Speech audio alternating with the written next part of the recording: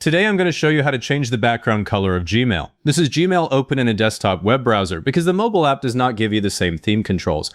Before you touch the settings, look at the profile circle in the top right and confirm you're signed into the Google account that should keep this change permanently. Then click the settings gear icon in the top right corner. In the quick settings panel that drops down, find the theme heading and click View All. If View All is grayed out, that means a work or school admin has locked theme changes. The theme gallery opens full screen, and every thumbnail you see is a live preview that sits behind your actual inbox. Nothing saves until you click the blue Save button, so you can click through 5 or 6 backgrounds without worrying about breaking anything. Up top, you get a set of high-definition preset themes, and down below are plain solid color swatches. I'm going to click this dark gray swatch because it is easier to read at night than the white default. The whole inbox changes behind the gallery in real time, and if you only wanted a plain background color, you would click Save right now and be done. If you work late, stick with one of these dark swatches instead of a bright preset photo. The glare difference is immediate. If you prefer a preset photo over a flat color, click any thumbnail in the top grid. The preview changes immediately, and you'll probably need a dark text card to keep the message list readable against the scene.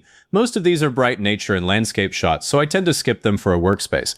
There's also a random theme option on the left of the preset grid. Click that, and Gmail will rotate through its featured nature and landscape photos on its own.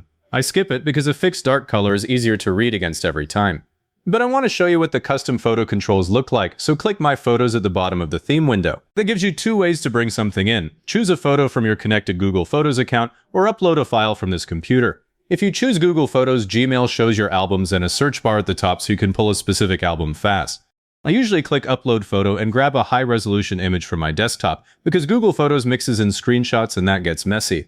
Pick a landscape or a dark gradient rather than a portrait, because Gmail stretches the image to fill the width of your screen. The moment you select it, Gmail drops it behind your inbox and opens the customization controls. Now look at the bottom center of the theme window. You'll see a text background toggle with light and dark cards. Toggle it to dark. That keeps a solid dark card behind the message list and label text, so the email stays crisp even on a loud photo. If your photo is mostly dark, switch back to light, because a dark card on a dark photo makes the message list disappear. Next to that is the blur slider. Drag it to the right until the background softens just enough that it stops competing with the text. I usually stop around halfway, because too much blur turns the whole thing into colored fog.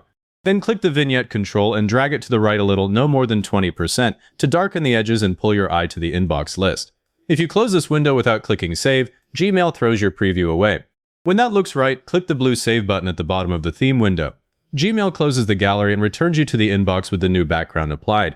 Because this is saved to your Google account, it follows you to any desktop browser where you sign in.